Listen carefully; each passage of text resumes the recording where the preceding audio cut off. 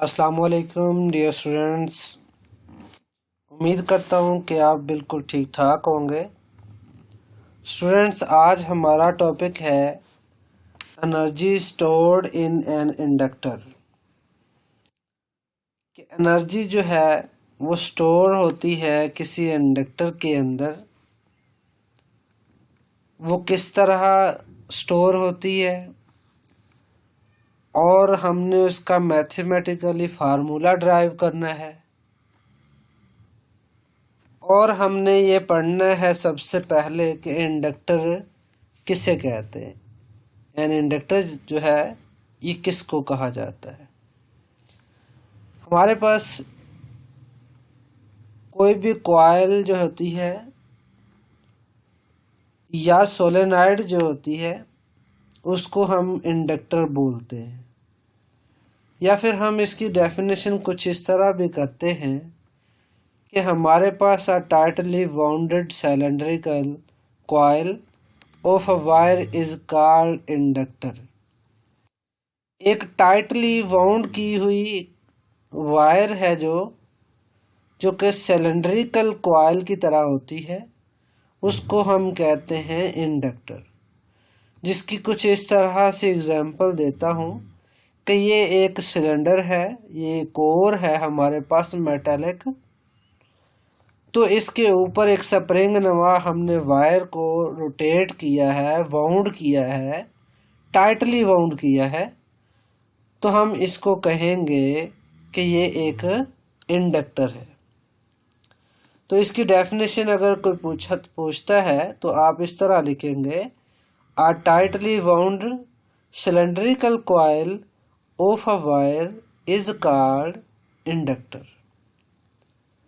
हमारे पास एनर्जी जो स्टोर होती है एक इंडक्टर के अंदर, उससे पहले हम एक कैपेसिटर को और एक इंडक्टर के कंपैरिजन को डिस्कस करेंगे। कुछ फार्मूलाज को हम रिकॉल करेंगे। तो सबसे पहले हम कैपेसिटर को देखते हैं कि कैपेसिटर के अंदर एनर्जी किस तरह स्टोर होती है और उसका मैथमेटिकली डेरिवेशन क्या है, और इंडक्टर के अंदर कैसे होती है, और इसका मैथमेटिकली कुछ फार्मूलाज डिस्कस करते हैं। उसके बाद फिर हम energy stored in an inductor की तरफ कदम बढ़ाएंगे। हमारे पास एक कैपेसिटर है जो कि सर्किट के साथ कनेक्ट है। तो यहाँ पर ये नेगेटिव से पॉजिटिव की तरफ चार्ज जो है वो मूव कर रहा है। तो हम ये कहेंगे कि हमारे पास ये प्लेट्स के ऊपर चार्ज जो है वो स्टोर हो रहा है, और एनर्जी जो है यहाँ पे इलेक्ट्रिक फील्ड लाइन जो है पॉजिटिव से नेगेटिव की तरफ जो है इलेक्ट्रिक फील्ड लाइंस, उसके अंदर एनर्जी इसकी स्टोर होती है। इसके कुछ फार्मूलाज हमने पढ़े थे चैप्टर नंबर 12 के अंदर कि U इज इक्वल टू होता है हमारे पास 1/2 CV²। कि हमारे पास एनर्जी जो होती है हाफ कैपेसिटेंस और V के स्क्वायर के होती है, वोल्टेज के स्क्वायर के इक्वल होती है। उसके बाद ये भी फार्मूला हमने पढ़ा था, U is equal to 1/2 E²ε0ε r। ये हमने फार्मूला पढ़ा था जब किसी मीडियम को इस प्लेट के दरमियान रखा जाता है और इलेक्ट्रिक एनर्जी जो है वो हमारे पास इलेक्ट्रिक फील्ड लाइंस के अंदर सेव होती है। तो हम इसे कुछ इस तरह भी कह सकते हैं कि energy stored in its electric field. Capacitor के अंदर जो एनर्जी स्टोर होती है वो इसके इलेक्ट्रिक फील्ड के अंदर सेव होती है। इसी तरह बच्चों हमारे पास यहाँ पर हम इंडक्टर को पढ़ेंगे कि इंडक्टर क्या है और इंडक्टर में किस तरह एनर्जी सेव होती है।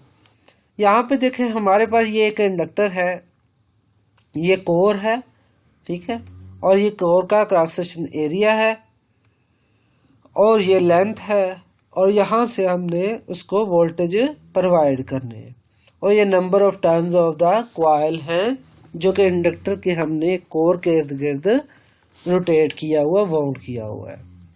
तो यहाँ पर हमारे पास जो electric field magnetic field produce होगी इसकी टर्न्स के इर्द गिर्द, उसके अंदर इसकी जो एनर्जी है वो स्टोर होगी। मीन्स हम इस तरह भी कह सकते हैं कि energy stored in a magnetic field in an inductor.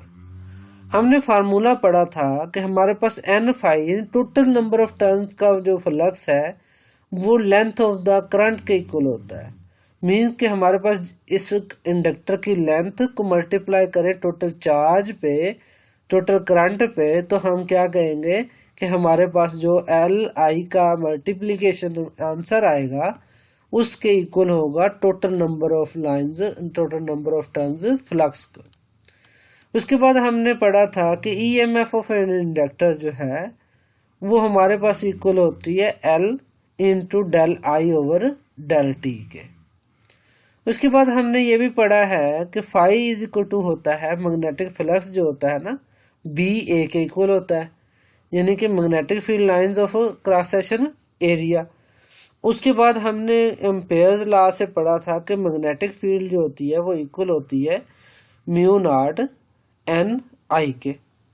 उसके बाद हमने ये टर्म भी पढ़ी थी कि नंबर ऑफ टर्न जो है अगर एक टर्न निकालनी हो तो टोटल टर्न्स ओवर लेंथ कर दें तो हमारे पास एक टर्न का आंसर आ जाता है।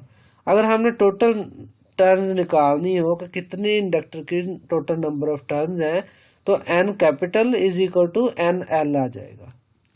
उसके बाद हमारे पास यहाँ पे अगर हम energy stored in an inductor को रीड करते हैं तो हम कुछ थ्योरी इस तरह लिखेंगे, consider a coil connected to a battery and a switch in series, कि हमारे पास कुछ इस तरह है कि एक बैटरी और एक हमारे पास स्विच जो है वो सीरीज के अंदर जुड़े हुए हैं और एक इंडक्टर भी उसके साथ सीरीज के अंदर जोड़ा गया है।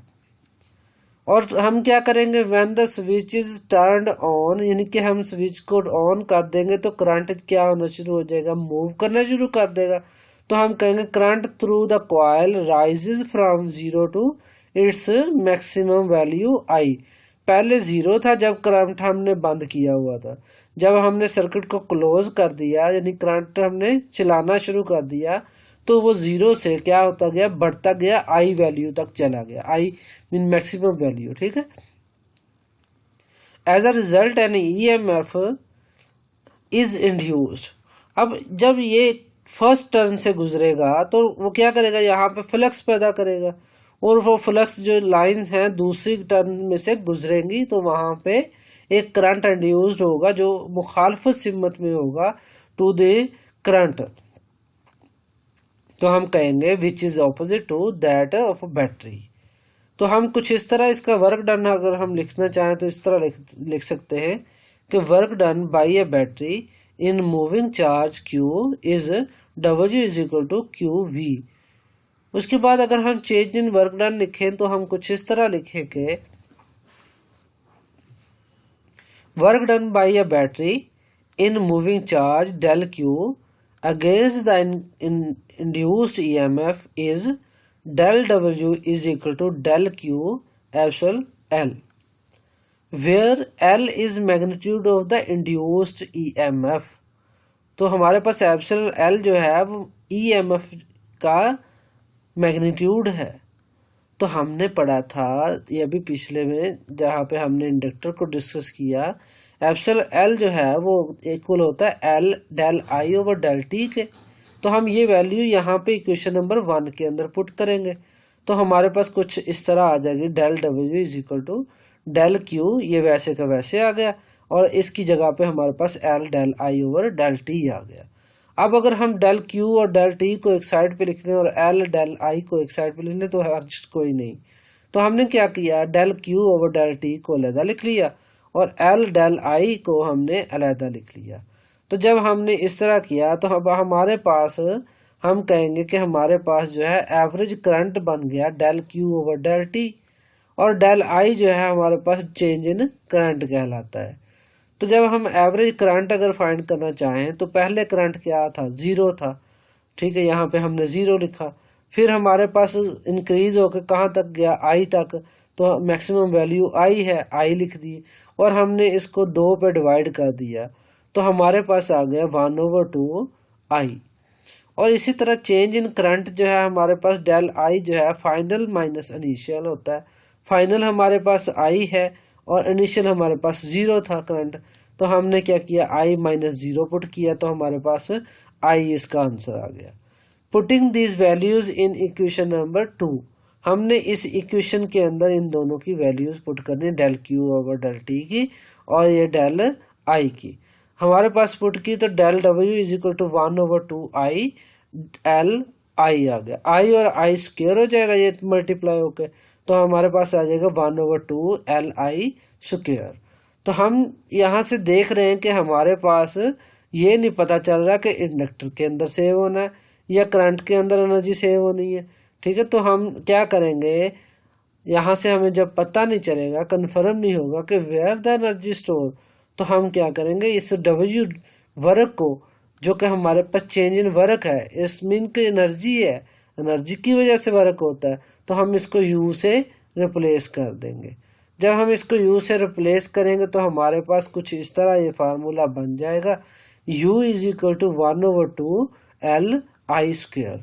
अब आई स्क्वायर की वैल्यू हमने अलग से फाइंड करनी है और एल की वैल्यू अलग से फाइंड करनी है और फिर हमने इस इक्वेशन के अंदर दोनों वैल्यूज पुट कर देनी है।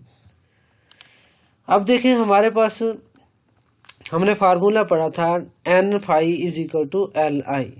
अब हम यहाँ से क्या करेंगे, एल की फाइंड करनी तो एल को एक साइड पे रख लेंगे, बाकी दूसरी टर्म ले जाएंगे, दूसरी तरफ ले जाएंगे, तो हमारे पास बनेगा एन फाई ओवर आई, ये आ गया। अब हम फाई की कीमत जानते कि हमारे पास बी डॉट ए होता है, तो हम इसकी जगह पे बी डॉट ए लिख देंगे।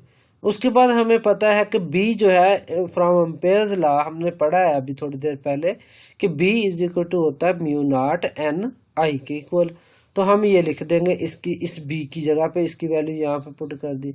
अब हमारे पास ये जो आई था यहाँ पे आ गया, तो आई नीचे वाले आई के साथ क्या हो रहा है, कैंसल आउट हो रहा है, तो हम कैंसिल कर देंगे। तो हमारे पास टोटल नंबर ऑफ टर्न्स की वैल्यू जो है, हमने कहा था कि ये N small is equal to होता है कैपिटल एन ओवर एल के। जब हमने कैपिटल एन की वैल्यू निकालनी हो तो एल दूसरी तरफ जाकर क्या हो जाएगा, मल्टीप्लाई, तो हम कहेंगे N is equal to N L. अब हमने ये एन एल जो वैल्यू यहाँ पे पुट कर दी, जब हमने यहाँ पे पुट की तो हमारे पास N L mu naught N A आ गया। अब हम कहेंगे कि एन ये भी है और ये भी, ये दोनों मल्टीप्लाई होकर क्या हो जाएंगे, स्क्वायर, तो हम कहेंगे L is equal to L mu naught N square A. ये हमारे पास वैल्यू आ जाएगी एल की, इंडक्टर की। It's okay. तो हमारे पास उसके बाद आई की वैल्यू निकालनी हो तो हम जानते हैं ये mu naught B is equal to mu naught N I के इक्वल होता है, तो हम इससे क्या करेंगे, आई एक साइड पे रख लेंगे, ये एन और म्यू नॉट को दूसरी साइड पे ले जाएंगे, इधर ये मल्टीप्लाई हो रहे हैं, इधर जाकर डिवाइड हो जाएंगे, तो हम कहेंगे I is equal to B over mu naught N. ये हमारे पास आई की वैल्यू है और ये हमारे पास एल की वैल्यू।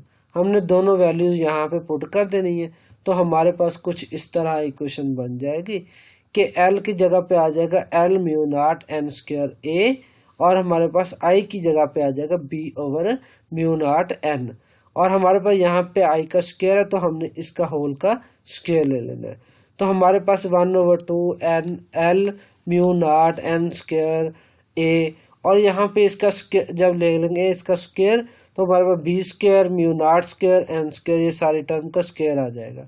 अब देखिए एन स्क्वायर है, एन स्क्वायर के साथ एन स्क्वायर कैंसिल हो जाएगा, म्यू नॉट के साथ म्यू नॉट का स्क्वायर कैंसिल हो जाएगा, तो हमारे पास अब आ गया 1/2 एल ए बी स्क्वायर और नीचे म्यू नॉट, तो हमने इसको इकट्ठा करके यहाँ पे लिख देना है।